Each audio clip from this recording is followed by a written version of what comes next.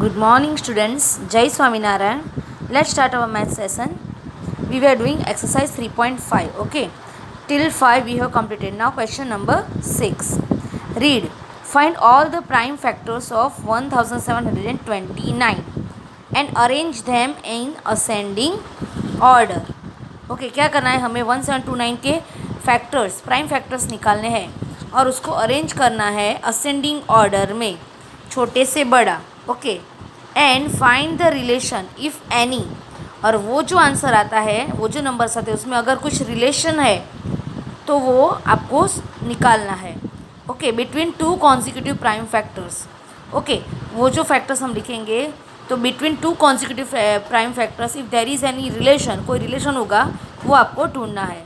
C 1729 I have written it. Okay. Now we will do this kind of factor tree. चलो now what we have to do. आपको 1729 को पहले आप यहाँ पे 9 है सो 2 से तो नहीं होगा. ओके. आपको 1 बाय 1 सब चेक करना है. Wait, you have to check कि ये 9 यहाँ पे 9 है तो 2 से तो नहीं होगा. चलो 29 4 के टेबल में नहीं आता है, 4 से भी नहीं होगा. 3 से डिवाइड होगा, करके देखो ना. टोटल करो. 7 + 1 8, 8 + 2 10, 10 + 9 19. इसका डिजिट का टोटल 19 आया, वो 3 के टेबल में नहीं है. 3 से भी नहीं होगा, 4 से भी नहीं होगा क्योंकि लास्ट के 2 डिजिट 4 के टेबल में आने चाहिए. 29 is not there in 4 table.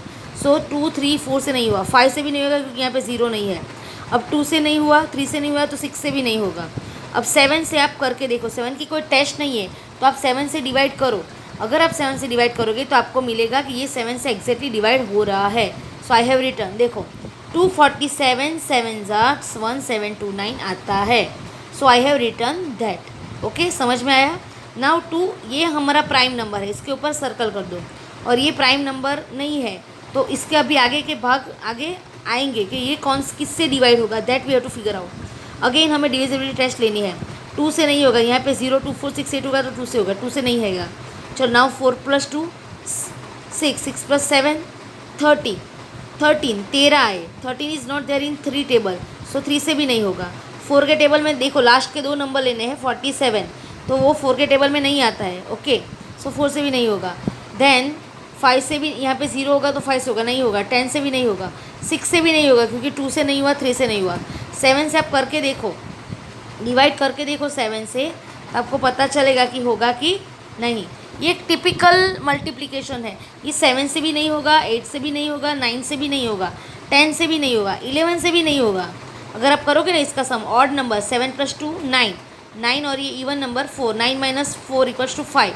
तो ये 11 का टेबल में नहीं आएगा. देखो इसका जो डिफरेंस आएगा ऑड नंबर और इवन नंबर का, वो 0 या तो 11 का मल्टीपल होना चाहिए, वो भी नहीं है. तो 11 से भी नहीं होगा. 12 से करो नहीं होगा. 13 से करो तो ये 13 से आएगा. 247 को 13 से डिवाइड करोगे तो आपको 19 मिलेगा. इसका मतलब कि 13 × 19 = 247. ये एक्चुअली आता है. तो ये मैंने लिख लिया. Now 13 is prime, 19 is also prime and 7 is prime. तो हमें ये 1729 के प्राइम फैक्टर्स मिल गए. अब आगे यहाँ पे कोई भी टेबल में 13 नहीं आएगा और 19 भी कोई भी टेबल में नहीं आएगा. So these are the prime numbers and these are the prime factors of 1729. So we will write prime factors equals to 7 13 and 19.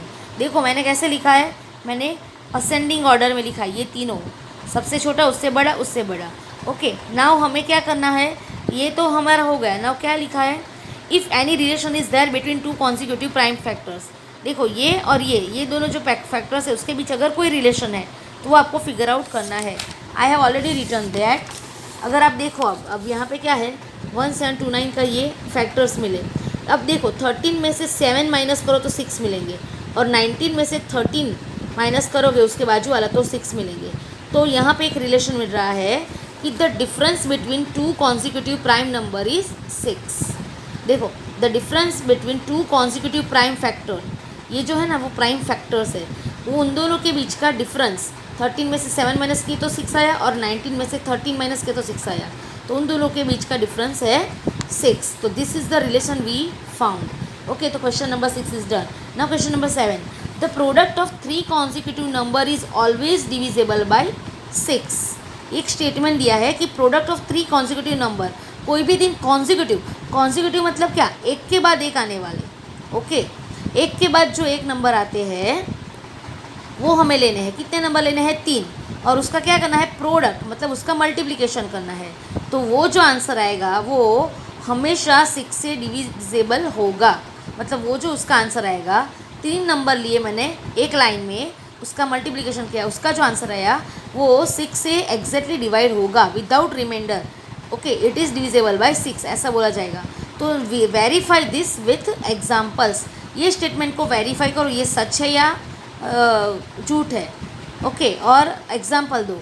चलो, मैंने यहाँ पे 2 कॉन्जिक्यूटिव नंबर्स, 3 कॉन्जिक्यूटिव नंबर्स लिए हैं, 2, 3 and 4। I have taken this 3 consecutive numbers, एक के बाद एक आने वाले। अब मैंने उसका प्रोडक्ट लेना है, तो मैंने लिया 2 multiply by 3 multiply by 4। Okay, 2 3 ज़ा 6, 4 ज़ा 24 आंसर आया। अब ये जो 24 है उसको मैं 6 से डिवाइड करूँ, that product is divisible by 6। So that product 24 is divisible by 6 है कि नहीं देख लो। 24 डिवाइड बाय 6 इक्वल्स टू 4, 6 4 ज़ा 24। ओके, 4 आंसर आ गया, रिमाइंडर नहीं बचा, मतलब 24 इज़ डिविजिबल बाय 6। तो ये स्टेटमेंट करेक्ट है और ये हमें एग्जाम्पल मिला। दूसरा एक एग्जाम्पल ले रहे हैं हम। अगर ये होगा तो कोई भी नंबर से होगा। यहाँ पे मैंने 4 5 6 लिया है। अगर आप 11 12 एंड 13 ऐसा भी कोई नंबर लोगे ना तो भी होगा। 1002 1003 एंड 1004 लोगे ना, उसमें आप ये सब अप्लाई करोगे तो भी ये ट्रू ही आएगा। ओके, ये स्टेटमेंट वेरीफाई होगा। So now I am taking 4 5 and 6, 3 consecutive numbers I have taken. I have done multiplication also. 4 5 ज़ा 20, 26 ज़ा 120। ये 120 हमें क्या मिला? प्रोडक्ट मिला, 3 कॉन्जिक्यूटिव नंबर का प्रोडक्ट। नाउ ये प्रोडक्ट जो है वो 6 से डिवाइडेड है कि नहीं देखो। 6 से वो डिवाइड तो हो रहा है, लेकिन एग्जैक्टली डिवाइड हो रहा है। सिर्फ यहाँ पे 20 क्वोशंट मिला, रिमाइंडर नहीं मिल रहा है, आप करके देखना। Okay, so 20 is divisible by 6। ये हमने यहाँ डिविजिबल बाय 6 ये हमने प्रूव कर लिया। नाउ मैंने तीसरा एग्जाम्पल आपके लिए रखा है। आपको खुद एक एग्जाम्पल बनाना है। कोई भी एक नंबर कॉन्जिक्यूटिव 3 नंबर लेने हैं, उसका मल्टीप्लिकेशन करना है, उसका जो प्रोडक्ट आता है उसको 6 से डिवाइड करके दिखाना है कि वो 6 से डिविजिबल है। ये तीसरा आपको खुद करना है। ओके, 2 मैंने समझा दी। कोई भी नंबर लो और ये सब प्रोसीजर करो। चलो, question 7 is over. Now question 8। चलो, the sum of 2 consecutive odd numbers is divisible by 4। क्या लिखा है? The sum of 2 consecutive odd numbers, एक के बाद एक आने वाले 2 ऑड नंबर्स हमको लेने हैं। ओके, चलो, यहाँ पे तो कॉन्जिक्यूटिव नंबर्स है, यहाँ पे 2 ऑड नंबर्स कॉन्जिक्यूटिव है, मतलब कोई भी मैं ले रही हूँ। चलो, सपोज आई एम टेकिंग, ये मेरा आंसर यहाँ पे स्टार्ट हो रहा है। I am taking an example. Okay, verify this with example, मैंने शॉर्ट में लिखा है। ये स्टेटमेंट को मुझे करेक्ट है या इनकरेक्ट है वो हमें वेरीफाई करना है एग्जाम्पल के थ्रू। एग्जाम्पल लेकर, चलो example, I am taking 2 consecutive odd number. कौन से लेंगे हम? सपोज 3 आया तो 3 के बाद नेक्स्ट ऑड नंबर कौन सा आएगा? 3 + 4, 3 + 1 4, 4 इवन है, लेकिन उसके बाद 5 आएगा, तो मैं ले रही हूँ 3 and 5। I have taken 2 consecutive odd number. देखो, ये दोनों ऑड है और कॉन्जिक्यूटिव, मतलब एक के बाद एक आने वाला है। 3 के बाद 5 ही आएगा, 7 नहीं लिया है मैंने। ओके, 3 + 5 7। चलो अब हम इसको क्या करेंगे? टोटल 3 + 5 = 8 हुआ 8। अब आप देखो, ये जो आंसर आता है वो डिविजिबल बाय 4, वो 4 से डिविजिबल है। अब देखो, अब इसको आप 4 से डिवाइड करो तो आपको मिलेगा 4 2 ज़ा 8। तो दिस स्टेटमेंट इज़ ट्रू। समझ में आया? 2 नंबर लिए ऑड नंबर, एक के बाद एक आने वाले कॉन्जिक्यूटिव नंबर्स मैंने लिए, उसका अगर टोटल किया तो मुझे मिला ये 8। अब वो जो मिला वो उसको हम 4 से डिवाइड कर रहे हैं, तो 4 2 ज़ा 8, मुझे 2 आंसर मिलेगा। सो 4 is divisible by this answer. Okay, so this statement is correct. Okay, ये करेक्ट स्टेटमेंट है, वेरीफाई हमने कर लिया।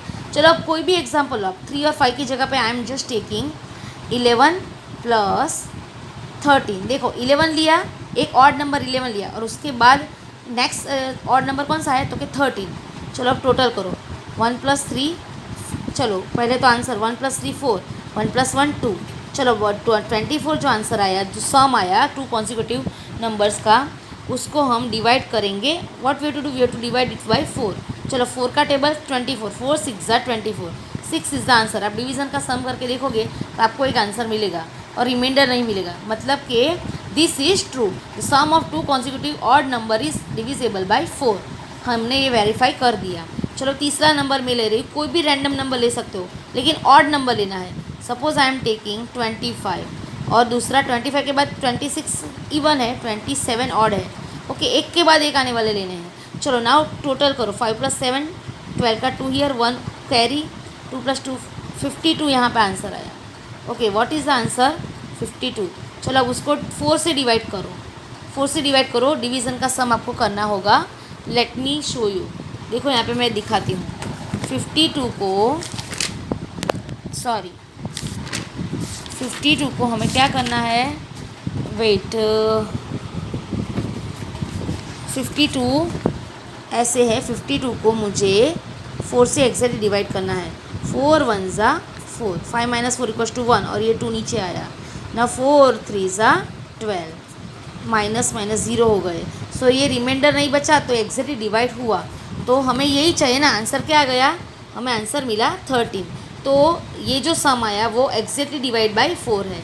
कोई भी नंबर लोगे उसका अगर आप सम करोगे, कोई भी ऑड नंबर कैसे लेने हैं, कॉन्जिक्यूटिव, मतलब एक के बाद एक आने वाले ऑड नंबर लोगे, उसका टोटल करोगे और उसका जो आंसर आएगा तो वो 4 से एग्जैक्टली डिवाइड होगा ही।